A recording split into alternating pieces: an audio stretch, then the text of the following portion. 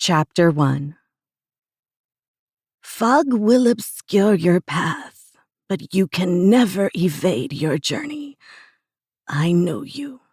You will never halt the walk, but venture forward, cautiously, slowly, looking over your shoulder.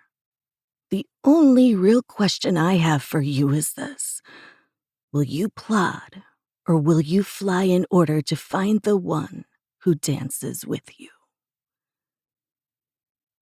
The expression, "you can cut the tension with a knife," has never been so apparent in the existence of the universe. Rolling wispy clouds stretched across the heavens, clashing with the dull, stormy gray tone of the sky. The narrow glimpse I got from the small luxury helicopter window reflected my mindset, the motion of our moving the only vision I could see. My muscles were rigid, wound up like a clock about to shatter. I would merely fall into a clank on the ground, dull pieces, my gears no longer wanting to turn. Time. I wanted to forget events of time and just allow it to pass over me absent-mindedly, like the clouds outstretching the backdrop of the planet. I refused to address the person who caused me to crave to be a blank doll, a broken heroine in a fairy tale. Unfortunately, he was sitting in the seat by me, only the helicopter walkway between us. Thank the Lord he was respecting my wishes and ignoring me as well. I placed my elbow on the plush armrest, resting my chin on my hand, and just a hair away from leaning on the cool metal surrounding my glass bowl of a window. Nothing was near me, nothing behind me. The only sensation in the shared space was the sickening, nearly tangible air. The tension in the room was so thick it could be seen, and I knew it was creeping the cohorts who sat behind me. Kessler, my dear jumpy friend and the analyst for this mission, was crouching behind his seat in the back, the same row as me.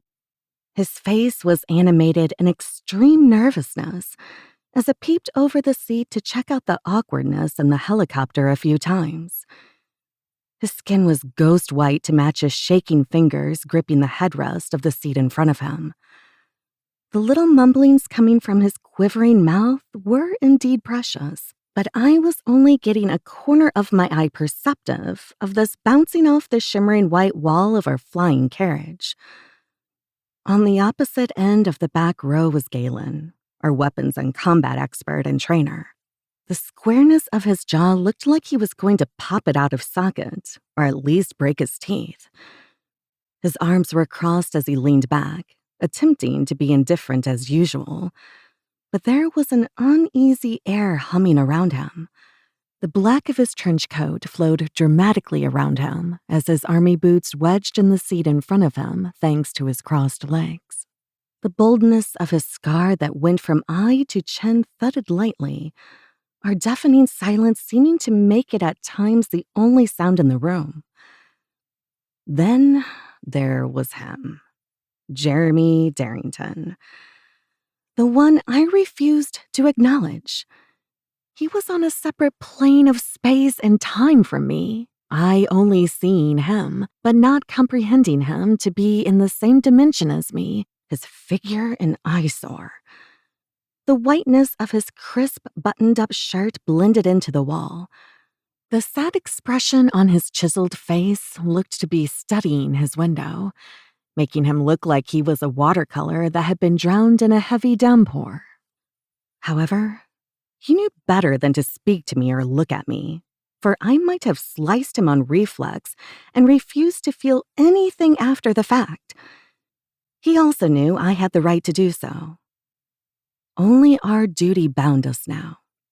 Our world is inhabited by creatures that the masses believe to only be myths, legends, fueled by their imaginations.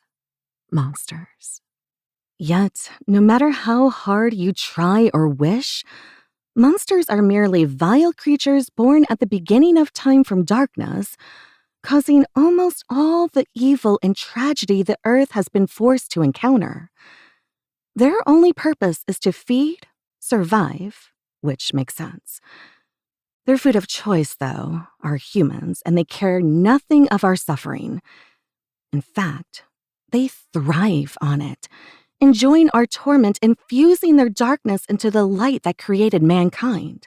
That is why not long after our country gained its freedom to birth anew, we sent ambassadors to explore.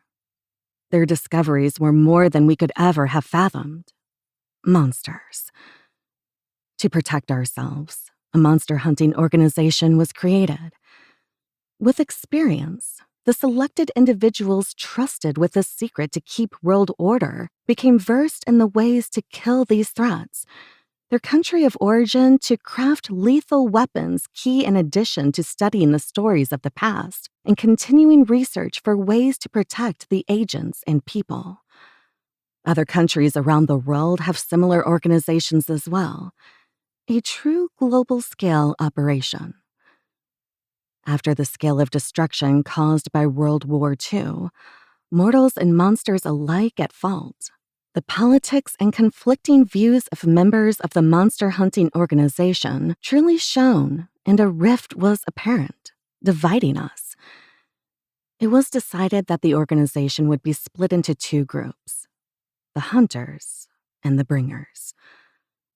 I belong to a group known as the Sicarius Venator, or in English, the Assassin Hunters. We see monstrums, as we call them, preferring Latin terminology, as just deadly creatures that need to be destroyed in order to protect as many mortals, regular humans, as possible. The hunters are heavily trained in weapons, martial arts, and combat. We know all monstrums need to be destroyed at all costs. We are meant to protect mankind and allow the masses to live normal lives.